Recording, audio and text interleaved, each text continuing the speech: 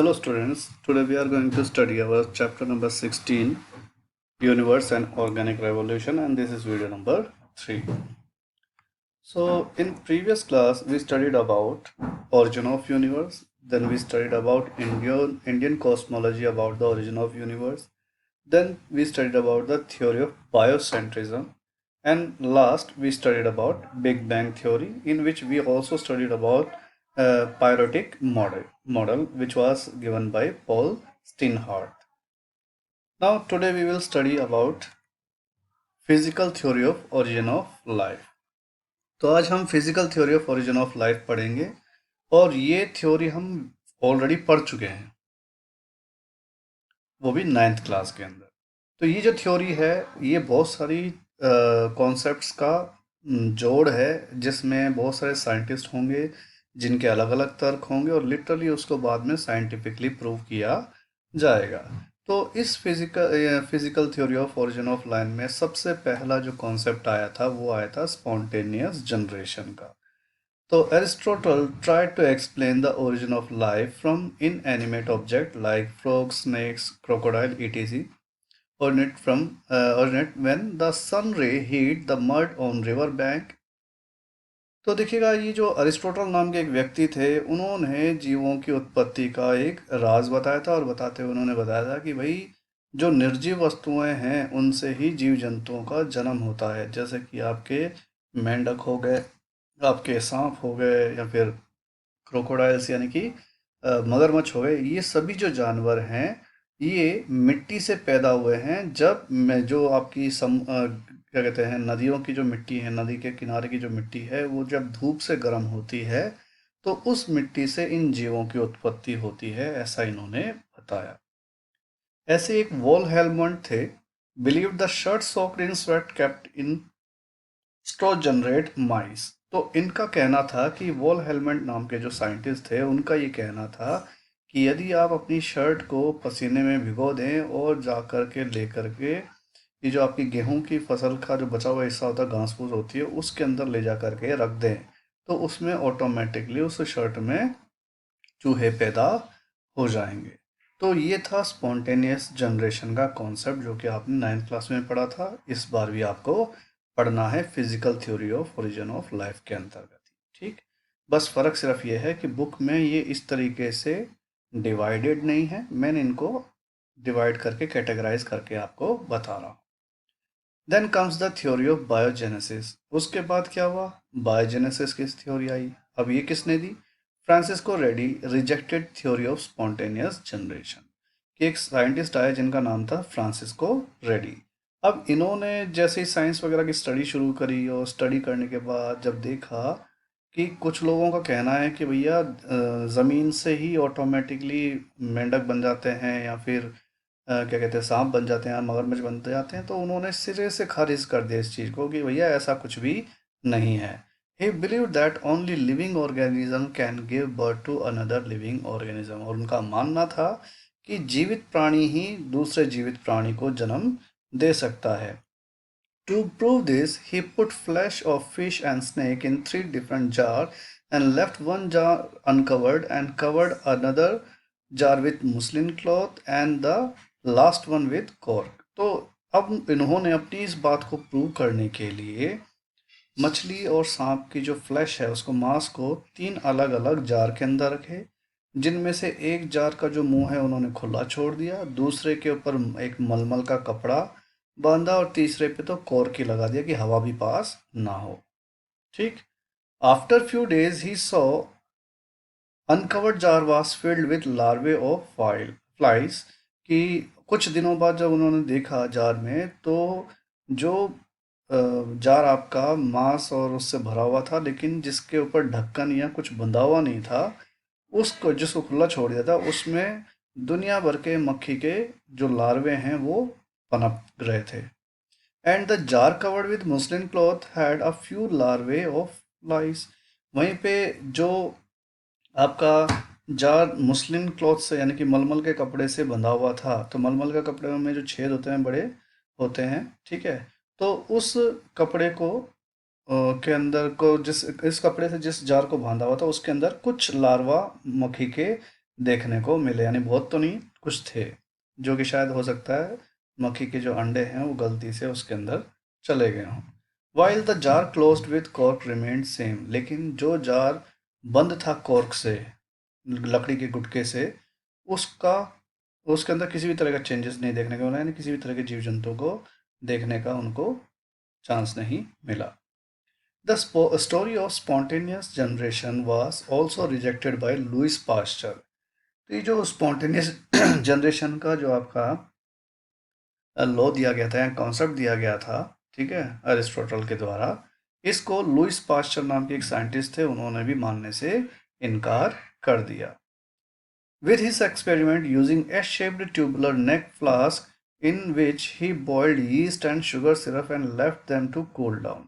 तो देखिएगा उन्होंने अपने इस परीक्षण में क्या किया कि एक गोल पेंदे वाला फ्लास्क लिया जिसके अंदर उन्होंने चीनी और चीनी वाला पानी और यानी चाशनी और थोड़ा यीस्ट, यीस्ट खमीर होती है जो अपन इडली वगैरह फुलाने के लिए डालते हैं, ठीक है। तो ये एक्चुअल में आपके पौधों की प्रजाति होती है, सूक्ष्म पौधों की, ठीक है। तो ये आमतौर पे आपके किसी भी तरह की जो खाने पीने की चीज़ें होती हैं उनको फुलाने और फ्लफी बनाने का काम करती हैं।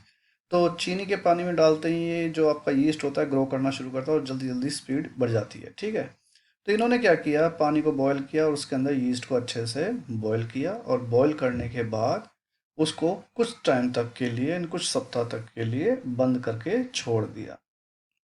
Then after few days he found no microorganism in it when it was closed। तो जब तक ये बंद था, बंद रहने के कुछ समय बाद, कुछ दिनों के बाद उन्होंने ये जो लिक्विड भरा हुआ था इसकी जांच की और जांच करने के बाद पता लगा कि उसके अंदर किसी तरह के जीव जंतु मौजूद ही नहीं है, यानी किसी तरह के माइक्रो ऑर्गेनिज्म सूक्ष्म जीव मौजूद नहीं है। Then he kept the syrup in open for few days and observed the solution was contaminated with microorganism। उसके बाद क्या है, इन्होंने ये जो ऊपर से ढक्कन है वो हटा दिया और इसको खुले में छोड़ दिया, यानी कि उसको, उसका ढक्कन खोल करके उसको छोड़ दिया और देखा कि कुछ ही दिनों में जो सॉल्यूशन है वो कंटामिनेटेड हो गया था, दूषित हो गया था माइक्रो ऑर्गेनिज्म की बढ़ने की वजह से। यानी कि इसके अंदर जैसे ही हवा और पानी के हवा के संपर्क में आया तो जो छोटे छोटे सूक्ष्म कीटाणु थे वो इस पानी के अंदर पहुंच गए और वहां पर फेवरेबल कंडीशन देख करके उन्होंने अपनी संख्या बढ़ा ली। Thus he explained organism do not originate from inanimate object। तो इस तरीके से उन्होंने बताया कि किसी भी इनएनिमेट जो आपकी वस्तु है, यानी किसी भी निर्जीव वस्तु से जीव जंतु की उत्पत्ति नहीं होती है, ठीक। तो अगर होनी होती तो इसके अंदर भी हो जाती, क्योंकि निर्जीव वस्तु है, उसमें ऊपर से ऑर्गेनिक्स चीज़ें हैं, जैसे चीनी है, यीस्ट जैसी चीज़ें हैं, तो होने को माइक्रोब बढ़ सकते थे, लेकिन ऐसा नहीं हुआ। तो इन्होंने पूरी तरीके से खारिज कर दिया आपके स्पॉन्टेनियस जनरेशन की थ्योरी को। Then comes Oparin's Haldane theory. उसके बाद ऑप्रिन हेल्डन की थ्योरी आई। वो क्या कहते हैं, in 1924 Russian scientist Alexander Oparin propose theory of creation of life from inanimate object. तो ऑप्रिन नाम के एक रशियन साइंटिस्ट थे जिनका पूरा नाम अलेक्जेंडर ऑप्रिन था। उन्होंने 1924 में आते आते फिर से अवधारणा दी कि जो जीवन की उत्पत्ति हुई है वो इनएनिमेट ऑब्जेक्ट से हुई है, यानी कि निर्जीव वस्तु से ही हुई है। तो देखिएगा फिर से पंगा फंसने वाला है।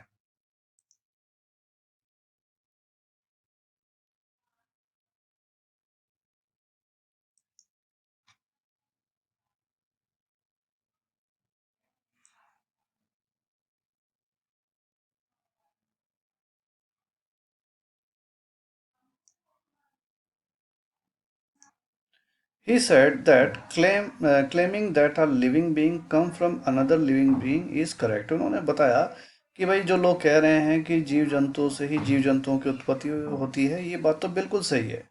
But the first ever living organism, लेकिन पहला पहला जीव जो पैदा हुआ, that come into existence must be from non living thing. वो तो हर हाल में किसी ना किसी नॉन लिविंग थिंग से ही पैदा हुआ होगा, क्योंकि उसको पैदा करने के लिए कोई भी जीव पहले, उससे पहले मौजूद नहीं था। तो जो पहला जीव पैदा हुआ होगा वो आपके नॉन लिविंग थिंग से ही पैदा हुआ होगा, यानी कि इनएनिमेट ऑब्जेक्ट से ही पैदा हुआ होगा। To explain this theory To explain his theory of origin of life, he divide the entire process in 7 stages. तो देखिएगा उन्होंने अपनी इस बात को सिद्ध करने के लिए जो जीवन की उत्पत्ति है उसको 7 स्टेजों में डिवाइड किया, जिनमें जो पहला स्टेप है उसमें क्या हुआ, when the initial earth cool down 5000 degree Celsius, water gases and ammonia and methane formed and oceans formed. तो देखिएगा जब धीरे धीरे जो अर्थ है, आप जानते हैं पहले आग को गोला हुआ करता था और बहुत ज़्यादा गर्म हुआ करता था, लेकिन जैसे जैसे वो धीरे धीरे ठंडा हुआ करीब 5000 डिग्री सेल्सियस के आसपास तक, तो पानी के और आपके गैसियस अमोनिया यानी कि अमोनिया गैस के रूप में और मीथेन वगैरह जो है, ये सब पानी, अमोनिया और मीथेन ये गैसियस फॉर्म में आपके एनवायरनमेंट में थे। अब समय के साथ इन्होंने केमिकल रिएक्शन किया, बादल बने और इनकी बारिश हुई और परिणाम स्वरूप आपके अर्थ के ऊपर ओशियंस का निर्माण शुरू हो गया।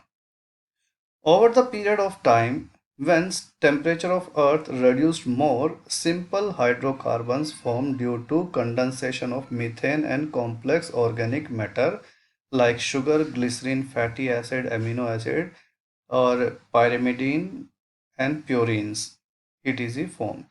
तो कह रहा है कि अगले स्टेज में यानी सेकंड स्टेज में क्या हुआ कि टेम्परेचर जो है समय के साथ और कम हुआ, जिसके परिणाम स्वरूप जो है वो आपके कुछ सिंपल हाइड्रोकार्बन्स यानी कार्बन की जो कुछ चेनें हैं उनका निर्माण हुआ। जैसे कि आपका जो आपके मीथेन है, ठीक है, ये कंडेंस हुआ, ठंडा हुआ, ठीक है, और उसने क्या कहते हैं आप केमिकल रिएक्शन वगैरह किए, तो उससे क्या हुआ कि हाइड्रोकार्बन्स बने, मीथेन बने, ठीक है, ये मीथेन जैसी जो चीज़ें हाइड्रोकार्बन ही होती हैं, ठीक है। तो ये जो हाइड्रोकार्बन्स बने सिंपल फॉर्म में बने और उनके आपस में केमिकल रिएक्शन करने से और ज़्यादा जटिल ऑर्गेनिक मैटर्स का निर्माण हुआ, जैसे शुगर हो गया, ग्लिसरीन हो गया, फैटी एसिड्स हो गया, अमीनो एसिड्स हो गया, पायरिमिडीन्स हो गया या प्यूरिन्स हो गए। तो इस तरह के केमिकल्स का निर्माण हुआ हमारे अर्थ की ओशंस के अंदर। The crust of earth also form during this time. और ये वो स्टेज थी जब हमारे अर्थ की जो क्रस्ट है यानी कि ज़मीन का निर्माण हो रहा था, सतह का निर्माण हो रहा था, ठीक है, यानी कि अर्थ अभी भी बहुत गर्म था, लेकिन जीवित प्राणियों के रहने लायक स्थिति में अभी भी नहीं था। लेकिन कुछ जो जैविक आपके जटिल कंपोनेंट्स हैं उनका निर्माण जरूर हो गया था, जो आगे चल कर के जीवन को सपोर्ट करने वाला था। थर्ड स्टेज आते आते all these chemicals started to boil just like a soup in a water bodies. तब देखिए नदियों और समुद्रों में सारा यही केमिकल भरा पड़ा था, यानी कि जो मैंने अभी आपको कॉम्प्लेक्स केमिकल्स बताए थे जो कि कार्बन की चेन्स थी, ठीक है, ये सब एक साथ समुद्र में पहुंचे, नदियों में पहुंचे, और वहाँ उस टाइम चूंकि अर्थ जो थी वो अभी भी दहक रहा था, और तो उस ओशन में उस उबलते हुए पानी में ये सारी केमिकल्स भी बॉयल होने लग गए। This boiling water is also known as primordial soup. तो इसे हम प्रीमोर्डियल सूप भी कहते हैं, ठीक है, जिससे कि जीवन की उत्पत्ति हुई। These complex compound formed complex organic molecule। तो ये जो कंपाउंड थे काफ़ी कॉम्प्लेक्स थे, जटिल थे। पहले सिंपल मॉलिक्यूल्स ही मौजूद थे, लेकिन अब जटिल मॉलिक्यूल्स मौजूद थे, और इन जटिल कंपाउंड्स ने मिलकर के और ज़्यादा कॉम्प्लेक्स ऑर्गेनिक मॉलिक्यूल्स का निर्माण किया। तो देखिएगा कॉम्प्लेक्स कंपाउंड से क्या बने, कॉम्प्लेक्स ऑर्गेनिक मॉलिक्यूल्स बने, यानी कि ऐसे मॉलिक्यूल्स जो कि जीवन को सपोर्ट करने वाले थे, लाइक कार्बोहाइड्रेट्स, ठीक है, जो कि हम खाने के रूप में लेते हैं, फैट्स, प्रोटीन, न्यूक्लिक एसिड, ठीक है। तो अब ऐसे चीज़ों का निर्माण शुरू हुआ जो भोजन के रूप में उपलब्ध हो सकता था, साथ के साथ न्यूक्लिक एसिड का भी निर्माण हुआ by combining with each other, which lead the basis of origin of life. तो देखिएगा इन दोनों, इन सभी जो आपके केमिकल्स हैं उनका निर्माण हुआ, और ये भी एक दूसरे के साथ क्या करने लगे, कंबाइन होने लगे, यानी कि केमिकली रिएक्ट करने लगे, जिसकी वजह से जीवन के शुरुआत हुई। चौथे स्टेज में mutual chemical reaction of these complex molecules form nucleoprotein और मैक्रो मॉलिक्यूल्स। तो देखिएगा ये जो आपके कार्बोहाइड्रेट्स हैं, फैट हैं, प्रोटीन है, न्यूक्लिक एसिड हैं, इन्होंने भी आपस में केमिकल रिएक्शन किया और परिणाम स्वरूप न्यूक्लियोप्रोटीन्स का निर्माण किया। और न्यूक्लियोप्रोटीन के साथ साथ मैक्रोमोलिक्यूल्स का यानी कि बेहद सूक्ष्म मॉलिक्यूल्स का निर्माण किया। Some of nucleoproteins developed ability to replication. अब मज़े की बात क्या है, पहली बार हमारे इतिहास में कुछ इस तरह के न्यूक्लियोप्रोटीन पैदा हुए या विकसित हुए जो कि रेप्लिकेट कर सकते थे या रेप्लिकेशन कर सकते थे, यानी कि अपनी ही कॉपी बना सकते थे। यानी कि न्यूक्लियोप्रोटीन खुद अपने आप में न्यूक्लियोप्रोटीन को पैदा कर सकता था, यानी अपनी नकल पैदा वो कर सकता था। Replication increase the number of nucleoprotein. अब चूंकि न्यूक्लियोप्रोटीन खुद को ही रेप्लिकेट कर रहे थे, यानी खुद की ही कॉपी तैयार करे जा रहे थे, तो लगातार इनकी संख्या बढ़ती चली गई इन द ओशन, समुद्र के अंदर। Competition started and due to mutation in nucleoprotein new nucleoproteins developed and the process of evolution took place. तो हुआ क्या कि केमिकल्स को इस्तेमाल करके, अलग अलग तरह केमिकल्स को इस्तेमाल करके न्यूक्लियोप्रोटीन्स का निर्माण हुआ, और खुद कुछ न्यूक्लियोप्रोटीन्स इतने कैपेबल थे कि उन्होंने खुद की कॉपी बनानी शुरू कर दी, जिसकी वजह से समुद्र में इनकी संख्या बढ़नी शुरू हो गई।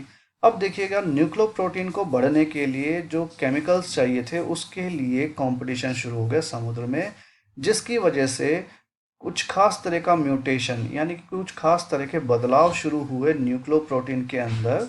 ठीक है, और इस तरीके से और नए तरह के न्यूक्लियर प्रोटीन्स जो हैं उनका विकास हुआ। ठीक है, तो यानी कि पहले इन केमिकलों से क्या बने, आपके न्यूक्लियर प्रोटीन्स बने। ठीक, तो पहले इन न्यूक्लियर प्रोटीन से आपके दूसरे नए तरह के न्यूक्लियर प्रोटीन बने, लेकिन बाद में न्यूक्लियर प्रोटीन्स जो थे वो और ज़्यादा डेवलप होकर के, यानी कि इवॉल्व होकर के, म्यूटेट होकर के और नए तरह के न्यूक्लियो प्रोटीन्स में कन्वर्ट हो गए, डेवलप हो गए। तो देखिएगा, यहाँ पे हम बात करें तो देखिएगा, केमिकल्स हमारे पास जो थे वो मेनली थे आपके कार्बोहाइड्रेट्स हो गए, फैट्स हो गए, प्रोटीन्स हो गए और आपके न्यूक्लिक एसिड्स हो गए। ठीक, इन्होंने आपस में क्रिया कर करके क्या बनाए, न्यूक्लियो प्रोटीन्स और मैक्रो मॉलिक्यूल्स बनाए। समय के साथ कुछ जो न्यूक्लियोप्रोटीन थे इतने कैपेबल हो गए कि वो क्या कर सकते थे, रेप्लिकेट कर सकते थे, यानी अपनी कॉपी तैयार कर सकते, यानी हूबहू अपनी नकल पैदा कर सकते थे। यानी कि फोटोकॉपी करते हैं तो अपन बिल्कुल नकल निकाल लेते ना, सेम वैसे ही न्यूक्लियोप्रोटीन्स ही खुद की नकल बनाने लग गए, जिसकी वजह से क्या हुआ, समुद्र के केमिकल्स में कमी आने लगी क्योंकि कंपटीशन बढ़ गया था। और परिणाम स्वरूप क्या था कि कुछ न्यूक्लियो प्रोटीन्स ने अपने आप को जीव यानी कि अपने आप को अस्तित्व में बनाए रखने के लिए उनके अंदर उन्होंने म्यूटेशन करना शुरू कर दिया, यानी कि उनके अंदर बदलाव शुरू हो गए। तो म्यूटेशन जो होता है, बदलाव जो होते हैं शरीर में, ज़रूरत और एनवायरनमेंट में आए बदलाव की वजह से होता है। ठीक है, तो म्यूटेशन की वजह से क्या हुआ, बिल्कुल नए तरीके के आपके न्यूक्लियो प्रोटीन्स का निर्माण हुआ। किसकी वजह से, आपके एवोल्यूशन की वजह से। ठीक,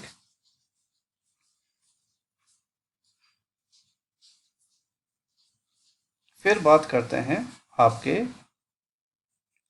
अगले स्टेज की, और वो है पांचवा stage. During this stage first cell evolved due to sticky nature, some of them made group to ensure regular supply of nutrient. तो देखिएगा, इस स्टेज में क्या हुआ कि कुछ जो सेल है वो इस तरीके से इवॉल्व हुए, यानी कि अब जो आपके न्यूक्लियो प्रोटीन्स थे उनसे नए सेल्स का निर्माण हुआ, यानी कि पहले सेल का निर्माण हुआ पांचवी स्टेज में। Due to sticky nature some of them made group to ensure regular supply of nutrient. और चूंकि इनका जो प्रवृत्ति थी, इनका जो अस्तित्व था वो कुछ स्टिकी नेचर था, यानी कि चिपचिपे होते थे, यानी एक दूसरे के साथ जुड़ सकते थे। तो बहुत सारे सेल्स ने आपस में जुड़ करके एक नया रूप ले लिया, एक ग्रुप बना लिया, जिससे कि बहुत सारे लोग मिल करके, बहुत सारे सेल्स मिल करके ये तय कर सके कि उनको न्यूट्रिएंट लगातार सप्लाई हो सके। देखिएगा, एक अकेला आदमी खाना खोजे तो उसको मशक्क़त करनी पड़ती है खाना खोजने में, और इस बात की गारंटी नहीं होती कि पूरे दिन खोजने के बाद भी उसको खाना मिलेगा कि नहीं मिलेगा। लेकिन 10 लोगों का ग्रुप बन जाए और 10 के 10 खाना ढूंढे हैं, तो किसी ना किसी 2-3 को मिलेगा, और परिणाम स्वरूप क्या होगा, उस खाने को सब मिल करके बांटेंगे तो सब जिंदा रहेंगे। तो सेल्स ने भी यही किया कि वो कुछ खास तरह के ग्रुपों में कन्वर्ट हो गए और साथ जुड़ गए, जिससे कि वो ये तय कर सकें कि उनको खाना हर हाल में मिले, उनको न्यूट्रिएंट्स की सप्लाई हमेशा होती रहे, क्योंकि अकेले सेल का अस्तित्व बनाए रखना बड़ा मुश्किल था। तो छठी स्टेज में क्या होता है, during this stage evolution started on the basis of nourishment method in organism like parasitic, saprophytic और केमोट्रोपिक और फोटोट्रोपिक। तो देखिएगा, अब ये जो सेल्स थे, अब इन्होंने ग्रुप बना बना करके क्या करने शुरू कर दिए थे, अपने लिए भोजन की व्यवस्था करनी शुरू कर दी थी। लेकिन अभी भी प्रॉब्लम क्या थी कि जो समय के साथ जो केमिकल्स मौजूद थे हमारे पास समुद्र के अंदर, वो ऐसे केमिकल्स थे जो कि कहीं पे ज़्यादा कहीं पे कम थे। तो जिस तरह के आपके जीवों के ग्रुप को जैसा भोजन मिला, वो उस कैटेगरी के होते चले गए। तो मोटे तौर पे कहा जाए तो पहली बार था जो जीवों में एवोल्यूशन हुआ, यानी कि 5वीं स्टेज तक तो जो थे सेल्स एक ही तरह के केमिकल्स का इस्तेमाल कर रहे थे और वो एक साथ मिल कर के रह रहे थे। लेकिन छठी स्टेज तक पहुंचते पहुंचते इसमें भी एवोल्यूशन हुआ, यानी इसमें भी जीवों में विकास हुआ, और उनको जिस तरह का भोजन चाहिए था या जो अवेलेबल था जिसके ऊपर वो निर्भर करते थे, उस आधार पे वो मोटे मोटे 4 कैटेगरी में डिवाइड हो गए। एक थे पैरासिटिक, दूसरे थे सप्रोफाइटिक, तीसरे थे केमोट्रोपिक और चौथे थे फोटोट्रोपिक। तो पैरासिटिक जो जीव थे वो ऐसे जीव थे समुद्र के अंदर जो दूसरे जीवों के ऊपर निर्भर करते थे, यानी उनका खून चूस मीन्स उनके अंदर के पोषक तत्वों का इस्तेमाल करके खुद को जिंदा रखते थे। जैसे आज के मच्छर हो गए या सिर वाले जुएं हो गए, वो पैरासिटिक क्या कहते हैं, जीव हैं जो हमारे खून वून पे निर्भर करते हैं। तो ऐसे ही समुद्र में ऐसे जीवों की उत्पत्ति हुई जो पैरासिटिक नेचर के थे, जो दूसरे जीवों पर निर्भर करते थे अपने भोजन के लिए। वहीं पे दूसरे थे सेप्रोफाइटिक। सेप्रोफाइटिक वो थे जो इंतजार करते थे किसी लाश का, यानी किसी के मरने का, यानी कोई सा भी जीव मरे इनमें से उसको खाने का काम सेप्रोफाइटिक का था। तो ये मरे हुए जीवों पर निर्भर करते थे। वहीं पे जो आपके केमोट्रोफिक जो आपके जीव थे, उनकी खास बात ये थी कि ये कुछ खास तरह के केमिकल्स के ऊपर डिपेंड करते थे, यानी कि ये डिफरेंट टाइप के जीव थे जिनको अलग अलग तरह के केमिकल से काम चल जाता था। ठीक है, यानी कि ऐसे जीव जो रस या अलग अलग तरह के केमिकल्स को रस के रूप में ग्रहण कर लेते थे और जिंदा रहते थे, यानी कि समुद्र में घुले हुए केमिकल्स का इस्तेमाल करके ये अपने लिए नॉरिशमेंट हासिल करते थे। वहीं पे कुछ जीव थे वो फोटोट्रॉपिक के रूप में विकसित हुए, यानी कि वो सूरज की रोशनी का इस्तेमाल करके अपने लिए शरीर के अंदर भोजन बनाने लगे। तो बेसिकली 4 अलग अलग कैटेगरी के जीवों की उत्पत्ति हुई। ठीक, अब 7वें में क्या हुआ, in this phase due to increase in the number of phototropic organism in ocean, oxygen increase in atmosphere. तो अब क्या हुआ, चूंकि सूरज की धूप भरपूर मात्रा में मौजूद थी, तो समुद्र में जो ये जीव थे फोटोट्रोपिक, इनकी संख्या में भारी तादाद बढ़ गई, क्योंकि सूरज से रोशनी हमेशा मिलती थी तो खाने की कोई कमी थी नहीं।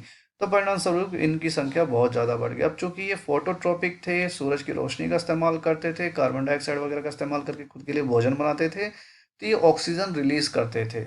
तो ये जो ऑक्सीजन गैस जो थी वो समुद्र में और आपके एटमॉस्फेयर में पहुंच जाती थी।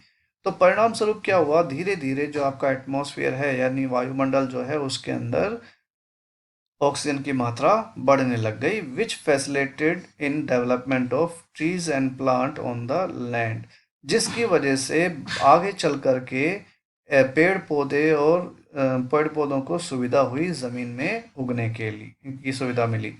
यानी कि ये जो ऑक्सीजन निकला एटमॉस्फेयर में और पहुंचा भारी मात्रा में, इसने आगे चल कर के पेड़ पौधों को ज़मीन पे उगने लायक बनाया। Later some animals evolve and become capable of living on land. अब समय के साथ क्या हुआ, समुद्र में रहने वाले जीवों ने भी अपनी जान बचाने के लिए खाने की तलाश में ज़मीन पे आना शुरू कर दिया, और इनमें से जो कुछ जीव थे वो ज़मीन पे ही रह गए और वो अपने आप वहाँ से विकसित हो गए, और विकसित होते होते हम इंसानों तक विकसित हुए।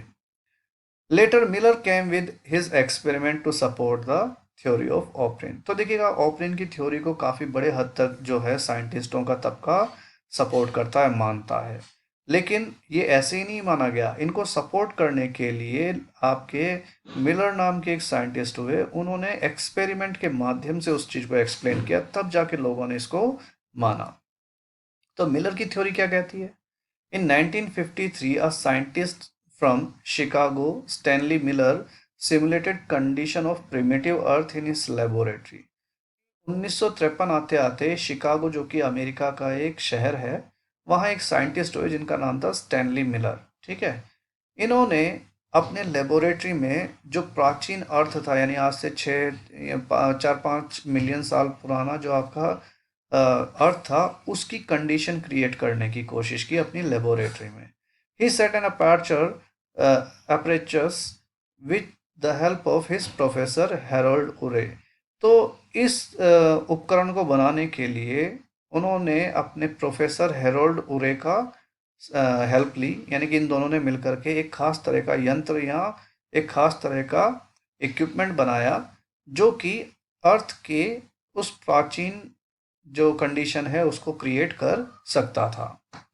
Which contain round bottom flask, जिसके अंदर एक राउंड बॉटम वाला यानी कि गोल पेंदे वाला फ्लास्क मौजूद था।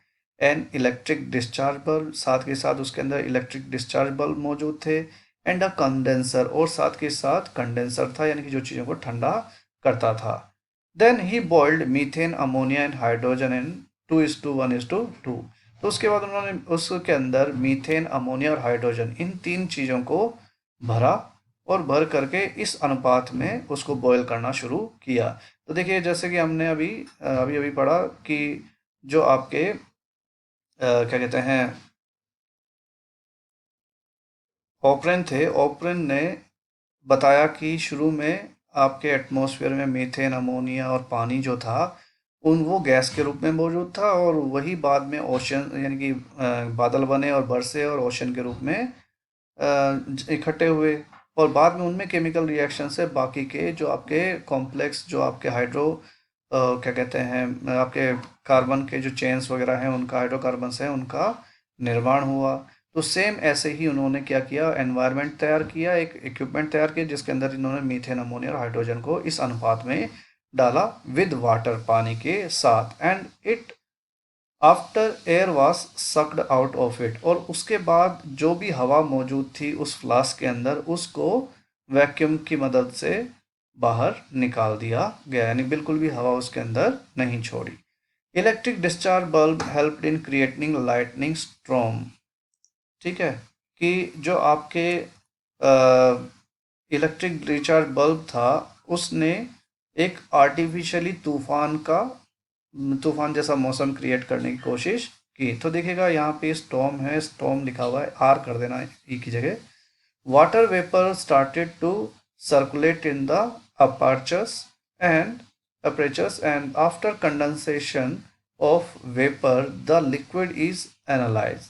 तो क्या हुआ, जैसे ही ये जो पानी में मिले हुए अमोनिया, मीथेन और हाइड्रोजन को गर्म किया गया, तो वो भाप बने, और भाप बन कर करके वो पूरे आपका जो सिस्टम था, इक्विपमेंट था, उसके अंदर सर्कुलेट होने लग गया। जहाँ पर पहले तो ये इलेक्ट्रिकल डिस्चार्ज बल्ब के पास से होकर जाता था, जहाँ पे आपके बिजली कड़कने का इस तरह का आर्टिफिशियल एनवायरनमेंट बनाया हुआ था। तो ये चीज़ें उससे होकर के गुजरती थी, जिसकी वजह से उसके अंदर केमिकल रिएक्शन होता था, इन जो भाप होता था उसके अंदर केमिकल रिएक्शन होता था।